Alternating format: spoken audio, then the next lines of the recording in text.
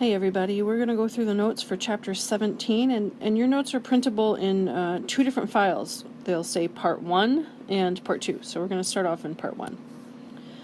Alright, so this is all about solutions, which we've talked quite a bit about already. In fact, we looked at this exact picture.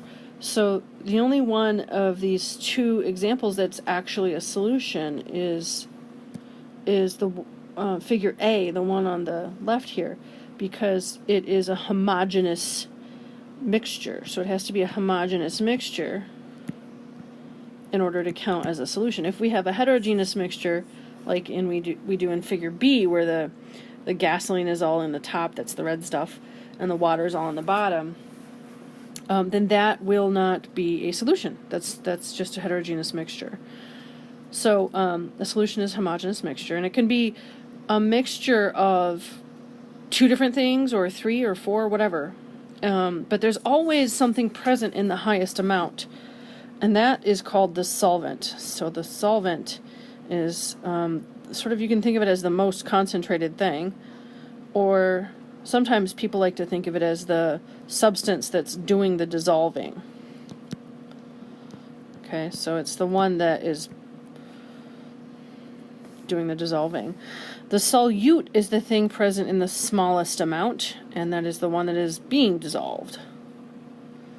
So those are basically two definitions for solute and two definitions for solvent. We talked a lot about intermolecular forces in the last chapter. There are 4 of them, of course. The London dispersion forces, and dipole-dipole, and hydrogen bonding, and ion dipole. Okay, so if you don't remember those, you're going to want to go back and review that. But I sort of wrote them in order of increasing energy. And when two things mix, they want to have similar intermolecular forces. So here, octane and carbon tetrachloride mix together because they both have London dispersion forces. Over here, the gasoline and the water do not mix together because gas has London dispersion forces and water is a hydrogen bond, which are basically exactly opposite. London dispersion forces happen when you have nonpolar molecules, and water happens when you have water happens to have very polar, be so polar that we actually call it a hydrogen bond, which is even stronger than a dipole. So those two things don't mix. Solutions can be any combination of different states. We talked about this in class, so I'm not going to spend much time on it, but this is a nice figure to review. And there are 5 basic rules. It has to be at least 2 different components together, a solute and a solvent. It might be more than that. Okay, you could have like 3 solutes and 1 solvent, for example. So in like this drop of sugar water, the solutes would be sugar and dye. Those are the things present in the least amount. And then of course the solvent would be water. That's why we call it sugar water. The solute has to be very small. So we're talking about individual particles. We're not talking about things that form large structures on the microscopic level. Also, it could be colored or colorless, meaning translucent also. Okay, so these little pools are translucent. You can actually see the little spot right here through the green puddle. So that's just a little spot on the cement. But the fact that we can see it means that these drops are translucent. If I put a piece of paper behind them, I could read it. So you can think of solutions as either being clear and colorless, or clear and colored. Either way, it's a solution. So the word transparent or clear doesn't mean that it has no color. Okay? The solute has to remain distributed throughout the solution. So if I mix up some sugar water and I leave it sitting there, it needs to stay mixed. I don't want to come back and see a bunch of sugar collected at the bottom, because if I do, that's a heterogeneous mixture, and it therefore isn't a solution. And then finally, we can separate them using physical means like evaporation and filtration. Okay, so here, this is very important. when I put salt into water, it will dissolve. And the reason for that is that it is an ionic compound. So when I put it in water, it breaks up into ions. And since these are ions, they're capable of forming an ion-dipole intermolecular force with water. So the waters will surround the sodium ion, and other waters will surround the chlorine ion. In fact, since sodium has a positive charge, what's going to happen is the waters are going to orient so that the negative part of the dipole, that is, where the oxygen is going to point towards the positively charged sodium. On the other hand, for the chlorine, it gets surrounded as well, but the hydrogens are what are going to point towards the chlorine because those are positively charged. Like that. Okay, so there'd be like water surrounding both of these particles, the positive and the negative, but they orient in different ways. All right, so that goes all the way back to the last chapter about intermolecular forces. Now, sugar is, the formula is actually called sucrose, but the formula is ch112O11. And sugar, when it dissolves in water, does not ionize because it's a covalent compound. It can't ionize. There aren't any ions to form. So instead what happens is the waters just surround it, still kind of orienting so their dipoles match with sugar, because sugar has the capability of hydrogen bonding. It's got all these OH groups attached to it. We call those alcohols. And so when sugar dissolves, it doesn't break into pieces. Instead, it relies on those alcohol groups to interact with the water. All right, and so we would just show that change by writing AQ after sugar because that means it's dissolved.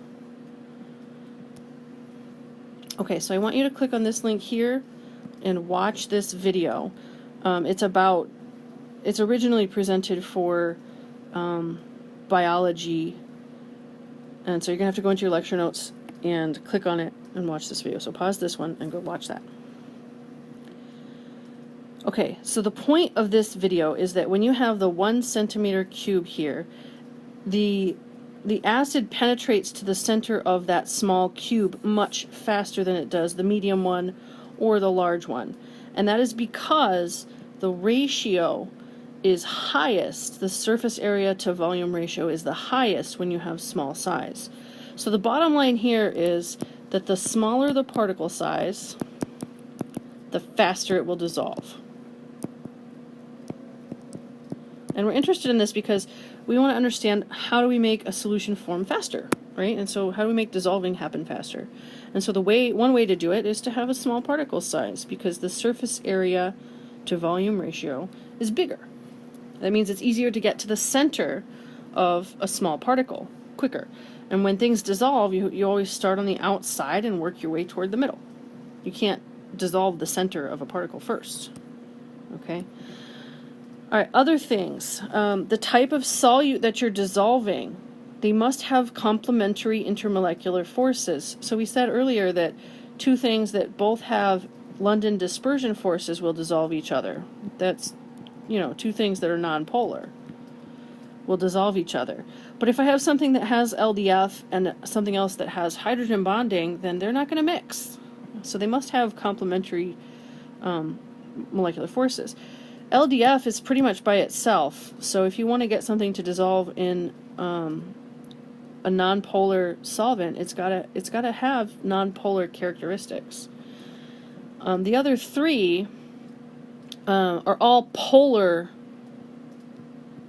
molecules of different sorts. So dipole-dipole forces, hydrogen bond, and ion dipole are all just different flavors of polar molecules, different intermolecular forces that polar molecules can have. So if you have any combination of these things, they will all dissolve in each other. For example, water has hydrogen bonding and sodium chloride is capable of doing ion dipoles, so those two things will mix. Okay. Next, the size of the solute. So we just saw in that video that smaller particles dissolve faster. this makes intuitive sense to us as well. If I want to make syrup, I don't use like a giant chunk of sugar. I want to use the powdery stuff. We can also make things dissolve faster by increasing kinetic energy. Kinetic energy is the energy of motion. So it will dissolve faster if we increase kinetic energy. You can do that by stirring it, right? So if I want to drink a beverage that I just put like Crystal Light in, I'm going to stir it or mix it. You can also heat it up. That will make the molecules move faster, so kinetic energy is increasing. So stuff like that, it's always adding kinetic energy. And finally, the last parameter is that concentration matters. If I have a really high concentration, then it takes a really long time to dissolve.